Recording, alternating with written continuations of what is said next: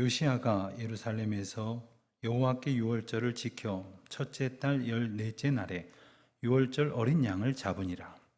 왕이 제사장들에게 그들의 직분을 맡기고 격려하여 여호와의 전에서 직무를 수행하게 하고, 또 여호와 앞에 구별되어서 온 이스라엘을 가르치는 레위 사람에게 이르되, 거룩한 궤를 이스라엘 왕 다윗의 아들 솔로몬이 건축한 전 가운데에 두고 다시는 너희 어깨에 매지 말고 마땅히 너희의 하나님 여호와와 그의 백성 이스라엘을 섬길 것이라.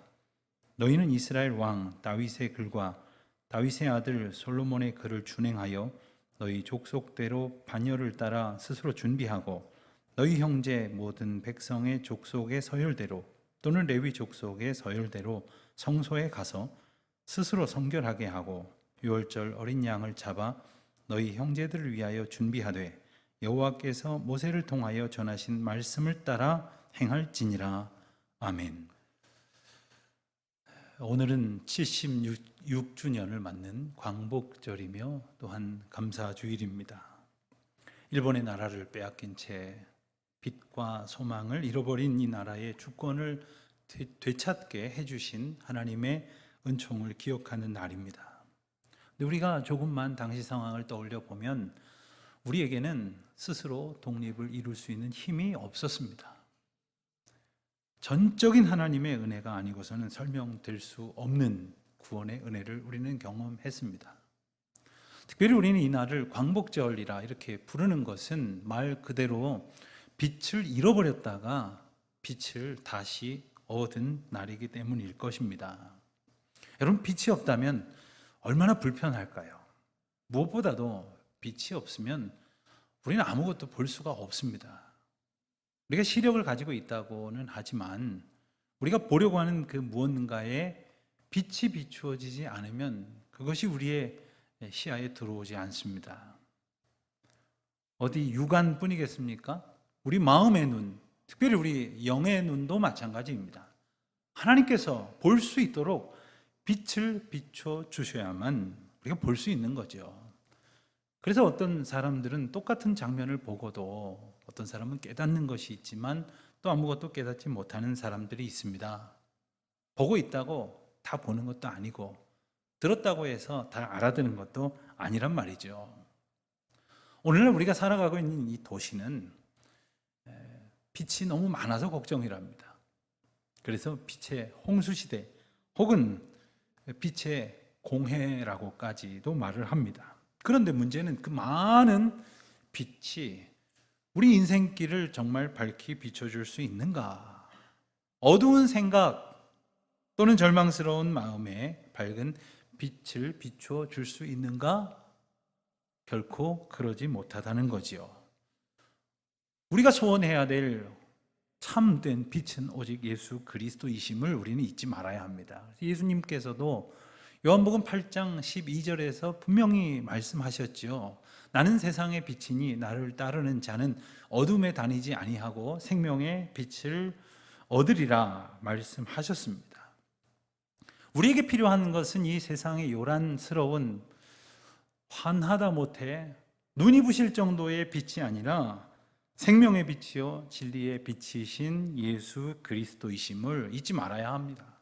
그래서 우리가 예수님과 가까이 하지 못하다면 어두움 속에서 헤매는 것이고, 예수님을 놓쳐버렸다면, 잃어버렸다면 우리는 어두움 가운데에서 죽어가고 있을 뿐입니다. 혹 지금 이 순간도 내가 어두움 가운데 헤매고 있다고 생각하시는 분들이 있다면 빛이신 그리스도를 소망하고 그분의 인도하심을 힘입어서 날마다 빛 가운데로 거하는 복을 누리시기를 우리 주님의 이름으로 축원드립니다. 빛이 없는 듯한 세대 속에 살지만 빛이신 그리스도와 함께 날마다 빛을 되찾는 기쁨으로 충만하시기를 바랍니다.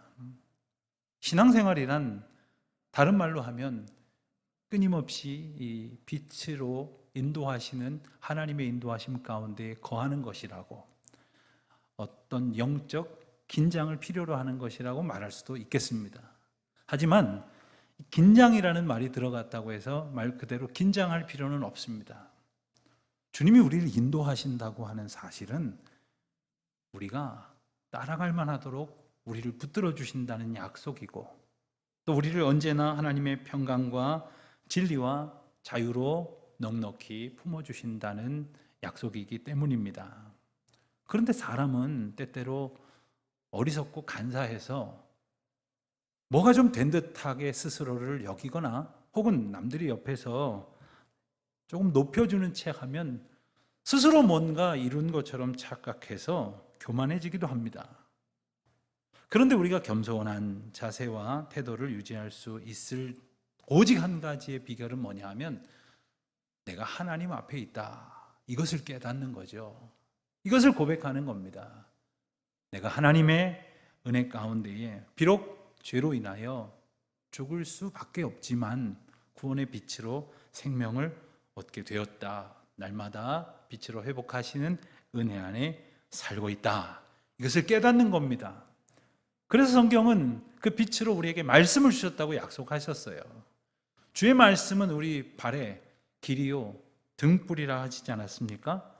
그래서 주님 주시는 말씀으로 사는 사람, 예배를 통해서 하나님 만나고 기도로 영적 호흡을 이어가는 사람, 그런 사람이 다 되시기를 바라고, 또한 여러분 주변에 그런 분들이 많이 계시기를 또한 바라며, 여러분들이 여러분 곁에 있는 분들에게 바로 그런 분들이 되시기를 우리 주님의 이름으로 축원드립니다.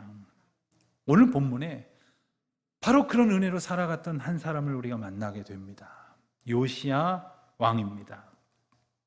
우리가 구약 성경을 읽으면서 이 요시야 왕을 떠올리면 먼저 우리가 기억되는 것이 몇 가지 있습니다. 요시야 왕 하면 율법책을 발견한 사람, 혹은 그 깨달음으로 유월절을 지킨 사람, 그리고 하나님 앞에 선한 왕으로 살아갔던 사람, 이런 표현들을 우리가 기억을 합니다만은 정말 우리가 기억해야 될 것은 뭐냐? 그 요시야 왕이 무엇을 했는가? 그가 이룬 업적이 아니라 하나님이 요시야 왕을 통해서 어떤 일을 우리에게 보여주셨는가 하는 거예요. 우리가 성경을 읽으면서 많은 인물들을 만나지만 우리가 보아야 할 관점은 바로 이겁니다. 그들이 무슨 일을 했느냐가 아니라 하나님이 그들을 통해서 어떤 일을 이루어 주셨는가 하는 거죠. 요시야 왕 때의 상황은 별로 좋았던 시절은 아니었습니다. 요시야 왕 바로 앞에 있었던 왕은 아몬이라는 왕이고, 그 앞에 왕은 므낫세라는 이름의 왕이었습니다. 아마도 므낫세라는 이름을 들어보셨을 거예요. 유다의 왕 중에 가장 악한 왕으로 꼽히는 사람이었죠. 그 앞에 왕은 히스기야 왕이었습니다. 히스기야 왕은 영적 개혁을 이루려고 애쓴 왕이었습니다. 그러나 므낫세와 아몬, 이 두 왕의 시절을 지나면서 그나마 있었던 부흥의 불씨가 싸늘하게 식어졌고, 그리고도 한참의 세월이 흘렀습니다. 요시야는 아버지 아몬이 갑자기 암살을 당하는 바람에 8살이라는 어린 나이에 왕이 되었습니다. 얼마나 충격적이었을까요? 할아버지와 아버지가 우상을 섬겨서 온 나라가 우상판이 되었는데 갑작스럽게 정쟁으로 인하여 피살된 아버지의 뒤를 이어서 8살짜리가 왕이 되었다는 말입니다. 8살이면 한창 뛰어놀 나이지 무슨 왕 노릇을 할 수 있었겠습니까? 게다가 어린 요시야를 앞세워서 자기의 정치적인 목적을 이루려고 했었던 사람들이 또 얼마나 많았겠습니까? 권력을 차지하고 권력을 뺏으려고 했었던 이들이 또 얼마나 많았겠습니까? 그럼에도 불구하고 요시야는 그 왕위를 지킬 수 있었고, 그리고 시간이 지나고 그가 나이를 먹어감에 따라서 우리가 읽고 아는 것처럼 하나님 앞에 더욱더 올바르게 서 나아가는 왕이 되었습니다. 하나님이 그를 붙드셨다 하는 말 이외에는 다른 말로 설명이 안 되는 겁니다. 목회를 하다 보면 참으로 편안한 환경 속에서 유복한 그러한 배경으로 공부할 수 있을 만큼 하고 또 일하고 싶은 것 하면서 그렇게 성장한 분들도 뵙지만 정반대인 경우도 있습니다. 저런 시절을 어떻게 지나올 수 있었을까? 저런 과정 속에서 어떻게 공부를 할 수 있었을까? 삶을 이어갈 수 있었을까? 그러한 분들은 하나님이 그의 삶을 지키셨다라는 말 이외에는 설명이 안 되는 겁니다. 그렇습니다. 하나님이 붙들어 주시고 지켜주시는 은혜가 아니고서는 인생이 올바로 설 수가 없는 거예요. 우리가 때로는 우리 자녀들 또 우리 손주들 정말 훌륭한 사람 되기를 바라고 그래서 키우며 애를 씁니다마는 하나님이 붙들어 주시기를 기도하는 길뿐이지 않겠습니까? 요시야의 평생의 삶을 아주 함축적으로 표현한 구절이 바로 역대하 34장 2절 말씀인데 이렇게 전하고 있습니다. 여호와 보시기에 정직하게 행하여 그의 조상 다윗의 길로 걸으며 좌우로 치우치지 않았다. 여기서 정직하다 하는 말은 단지 이 거짓말하지 않는 그런 품성을 가졌다 이런 정도의 말이 아닙니다. 성경이 말하는 정직이란 하나님의 법도를 따랐다 하는 말입니다. 그러니까 하나님의 말씀만 붙잡았다는 뜻입니다. 여러분 언제나 하나님 말씀만 붙잡았다 하는 말이 좀 진부하고 혹은 고지식하게 들리십니까? 사실 우리가 항상 하나님의 말씀으로 살겠다고 하는 것은 매 순간에 결단이 있어야 하겠지만 그보다 더 중요한 것은 매 순간마다 하나님의 도우심과 돌보심의 은혜가 그에게 허락되었다 하는 거죠. 그게 없이는 결코 있을 수 없는 겁니다. 요시야가 좌우로 치우치지 않았다 하는 말도 마찬가지예요. 그가 중심을 잡고 그 길로 걸어갔다는 말이 아니라 하나님께서 말씀의 능력으로 그를 붙잡아 주셨다는 거예요. 그럼 우리가 폭풍과 휘몰아치고 좌우 옆에서 우리를 끊임없이 공격해오는 세상 속에서 어떻게 똑바로 그 길을 지켜 걸을 수 있겠습니까? 하나님께서 말씀으로 붙들어 주시고 성령으로 지켜주시고 우리를 꼭 안아서 품어 인도하여 주셨기에 우리가 이만큼 걸어올 수 있었겠지요. 자, 요시야가 왕이 된 지 8년째가 되었습니다. 그러니까 16살 때입니다. 아직 어리죠? 아마도 사춘기 시절일 겁니다. 모두가 다 제멋대로 하려고 했을 만한 그런 때에 성경은 전하기를 그때의 요시야가 하나님을 찾았다 이렇게 말해요. 그러니까 하나님이 나를 지켜주신다는 것을 깨달았기 때문에 하나님을 찾을 수 있었던 것이죠. 그리고 4년이 더 흘렀습니다. 그리고 그때에 비로소 유다와 예루살렘을 하나님 앞에서 정결하게 해야겠다 하는 결단을 내렸다는 거예요. 비록 20살의 약관의 나이이지만 하나님이 자기 자신을 그리고 자기 백성을 붙들어 주신다고 하는 것을 깨달았기 때문에 놀라운 일을 행할 수 있었던 겁니다. 그래서 용기를 내서 우상들을 제하여 버렸고 바알 신상을 무너뜨렸으며 아세라 목상을 불태웠다는 거예요. 요시야는 깨달았습니다. 하나님이 기뻐하시는 나라를 이루려면은 이 우상을 깨부숴야겠구나, 우상 두고 있어서는 안 되겠구나 하는 것을 깨닫게 되었던 것입니다. 하나님 앞에 온전히 행하는 나라, 민족 되기 위해서는 조상 다윗에게 주신 하나님의 약속을 붙들고 그의 길로 걸어가기 위해서 모든 우상을 깨부술 수 있었던 거죠. 여러분, 말이 쉽지 결코 이것은 쉬운 일이 아닙니다. 주변에 있는 사람들은 저항했습니다. 또 저주를 퍼붓기도 했습니다. 뜻을 같이 한다고는 하지만 꺼림칙하다면서 동참을 꺼리기도 했습니다. 게다가 이 요시야가 우상을 타파한 것 가운데 아주 특별한 표현이 하나 나오는데 태양상을 찍어냈다 하는 표현이 이제 열왕기서와 역대서에 반복이 되는데, 자, 이것은 말처럼 간단한 일은 아닙니다. 왜냐하면 그 당시에 남유다 주변에 있는 나라들이 한결같이 다 태양신을 섬기고 있었거든요. 그러니 태양상을 다 때려 부순다 하는 것은 그들과의 관계의 어려움을 가져올 수도 있는 일입니다. 미움을 살 만한 일이기도 했다는 거예요. 하지만 주변에 눈치 보느라고, 주변 나라 비 맞추느라고 하나님이 기뻐하실 일을 포기하지 않았습니다.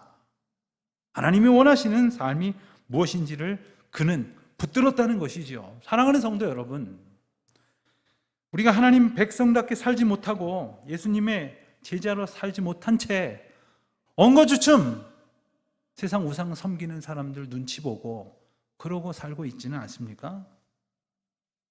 자, 요시야는 그러던 중에 18째 왕이 된 지 18째 해가 되었습니다. 그러니까 26살쯤 되었다는 얘기죠.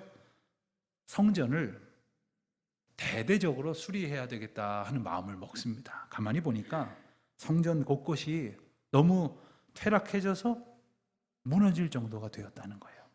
그래서 성전을 수리하던 중에 누군가 아마도 오래전에 성전 어느 곳에 은밀하게 깊숙이 감추어두었던 율법책을 발견하게 됩니다. 아마도 이전에 므낫세를 비롯한 많은 악한 왕들이 우상을 섬기면서 하나님을 섬기던 많은 규례들을 없앴고 그리고 하나님의 말씀을 다 없애뜨렸을 것이에요. 그러나 그때 누군가의 손에 의해서 남겨지고 간직되었던 바로 그 율법책이 발견된 겁니다. 여러분, 세상 가만히 보면 하나님 없다 말하고 하나님을 저항하고 또한 하나님의 말씀을 마치 조롱하고 없이 여기는 세상을 살아가는 것 같지만 주님 분명히 말씀하셨어요. 천지가 다 없어질지라도 하나님의 말씀은 영영이 서리라. 분명히 말씀하셨습니다. 그래서 그 말씀을 붙들고 제사장 hil기야가 서기관에게 전해주고 이 서기관은 그것을 들고 왕 앞에 가서 그 율법책을 읽었습니다. 요시야 왕이 그 말씀을 다 듣고 옷을 찢고 전심을 다하여 하나님 앞에 즉각적으로 회개했습니다. 그 말씀 때문에 죄를 보았거든요. 여러분, 말씀이 아니고서는 우리 죄를 똑바로 보게 하는 것이 없습니다. 여러분, 세상을 보고 주변 사람들을 이렇게 보니까 다 비슷비슷하거든요. 다 죄짓고 다 거짓으로 다 온갖 나쁜 일들을 획책하다 보니까 그냥 다 그렇고 살아가는 줄 아는 거예요. 그러니 내 죄도 죄처럼 여겨지질 않는 겁니다. 회개하지 않는 거예요. 요시야는 하나님의 말씀을 붙들었기 때문에 죄를 보게 되었고 하나님의 진노를 깨닫게 되었습니다. 여러분, 만일 그 성전 안에 감추어졌던 그 율법책을 끝내 발견하지 못했더라면 요시야는 그저 성전 수리가 다 되고 나서 성전 수리를 했다는 뿌듯함에 만족했겠죠. 그리고 그들도 역대 어느 왕의 시대에도 하지 못했던 일들을 우리가 했다고 흡족했을런지 모릅니다. 여러분, 우리도 성전 건축이라는 아주 귀하고 복된 일을 앞두고 있습니다. 그런데 그저 근사한 성전 하나 하나님께 지어드리면 주님 기뻐하시겠지. 그럼 우리 마음이 얼마나 흐뭇할까? 우리가 얼마나 행복할까? 많은 사람들이 우리를 부러워하고 또 우리 교회로 몰려오겠지. 이런 생각에 머물러서는 안 되는 겁니다. 모든 걸음이 하나님의 말씀의 인도하심에 있는가? 우리가 주님이 맡겨주신 일을 하면서 끊임없이 그 말씀 가까이로 더 나아가는가? 주님 말씀을 계속해서 우리가 듣게 되는가? 말씀을 통한 인도하심과 다스리심을 우리가 얻고 있는가? 그것을 사모하고 구해야 하는 겁니다. 그래서 오직 말씀만이 우리의 걸음의 길이 되시고 빛이 되신다는 사실을 기뻐하게 되어지는 거죠. 요시야 왕은 거기에서 그치지 않았습니다. 그는 성전에서 발견된 그 말씀에 대해서 좀 더 그리고 분명히 알기를 원했습니다. 그래서 사람을 시켜서 훌다라는 선지자에게 여호와의 뜻을 더 듣기를 청했습니다. 그런데 선지자는 하나님의 말씀을 왕이 보낸 사람들에게 전했는데 그가 전한 메시지가 조금은 뜻밖이었습니다. 34장 24절과 25절은 그 내용을 이렇게 전하고 있습니다. 여호와께서 이같이 말씀하시기를 내가 이곳과 그 주민에게 재앙을 내리되 곧 유다 왕 앞에서 읽은 책에 기록된 모든 저주대로 하리니 이는 이 백성이 나를 버리고 다른 신들에게 분향하며 그의 손에 모든 행위로 나의 노여움을 샀습니다. 그러므로 나의 노여움을 이곳에 쏟음에 꺼지지 아니하리라. 그렇게 전하라고 이야기한 거예요. 선지자의 메시지는 아주 무서운 경고의 메시지였습니다. 요시야는 그 메시지를 겸손히 받아들입니다. 그리고 자신뿐만 아니라 모든 백성들이 이 말씀을 듣게 해야 한다는 사실을 깨닫습니다. 모든 백성들을 불러 모았죠. 그리고 왕은 여호와 앞에서 언약을 세웁니다.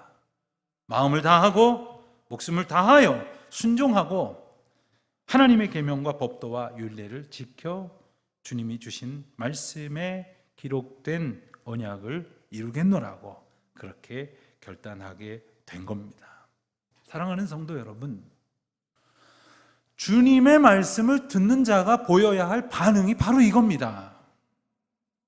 하나님의 말씀 앞에 그 말씀에 귀를 기울였다면 우리는 그리하십시오, 주의 인도하심 앞에 순종하겠나이다. 아멘, 주여 나를 이끄소서 라는 고백으로 아뢰야 할 것이겠죠. 사실 요시야 왕 이전에 히스기야 왕 시절에도 유월절을 지키려고 한 적이 있었습니다. 그런데 그때에는 그 날짜를 정확히 알지 못해서 2월로 지켰었는데 오늘 말씀해 보면 애초에 일러주신 대로 정월 14째 날 정확하게 지킬 수 있게 됐습니다. 이 또한 말씀을 받았기 때문이죠. 여러분, 우리가 하나님 뜻대로 살겠다고 마음은 먹지만 말씀을 모르면 정확하게 살 수가 없는 겁니다. 하나님의 말씀을 읽어가면서 보다 하나님의 뜻에 합당하게 살게 되어지는 거죠. 요시야가 유월절을 지킬 때 하나님이 주신 은혜가 또 한 가지 있었습니다.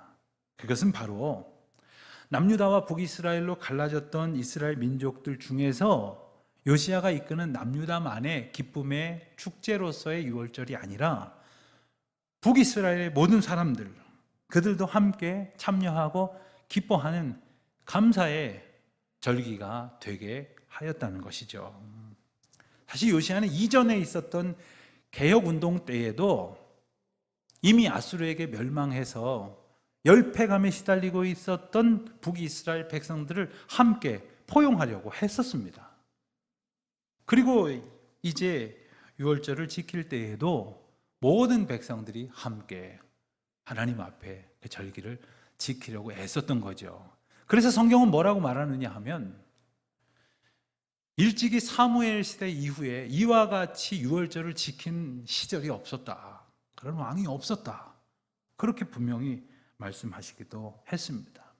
여러분, 우리가 성경을 읽으면서 유월절 이야기는 많이 듣습니다만은 유월절이 어떤 절기입니까? 한마디로 말을 하면 이스라엘의 광복절입니다. 그 옛날 애굽의 종노릇 하던 시절에 하나님께서는 모세를 바로왕 앞에 보내셔서 내 백성을 인도하여 내게 하라 선포하셨죠. 그런데 바로왕이 듣질 않았습니다. 그때 하나님께서는 애굽의 모든 물이 피로 변하는 엄청난 심판의 기적을 필두로 해서 모두 9가지 기적을 보여주셨지만 그때마다 바로는 어찌하든지 위기만 모면하려고 하고 순종하지 않았습니다. 그리고 마침내 애굽의 모든 장자, 심지어 짐승의 첫째 난 것까지 모두 죽임을 당하는 마지막 10번째 재앙이 내려지지 않습니까?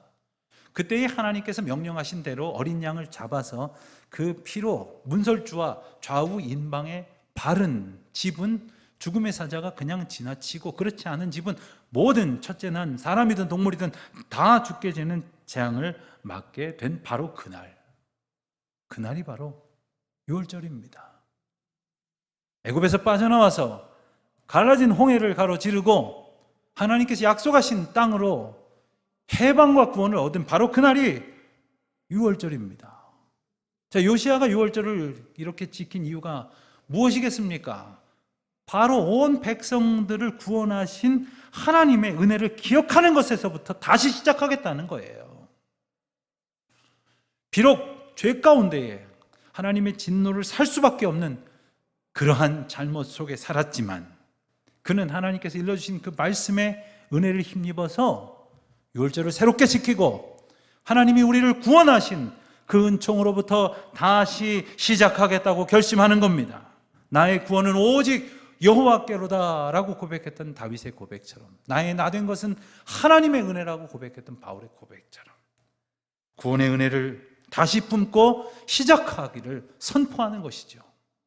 사랑하는 성도 여러분, 우리의 삶의 형편과 자리가 어떠하든지 그 구원의 은혜로부터 다시 시작하는 우리 모두가 되시기를 바랍니다. 비록 이 민족이 해방을 얻었다고는 하지만 여전히 얼마나 요란스러운 근심의 이야기들이 많습니까? 코로나 때문만이 아닙니다. 이 나라는 지금 어디로 가고 있습니까? 위정자라고 하는 이들은 하나님의 창조의 원리에 반하는 그러한 제도와 법을 만들려고 하는 시도를 서슴지 않고 있습니다. 하나님께서 분명히 죄라고 말씀하신 것을 법제화하는 것으로 용인하려고 들기도 하고요.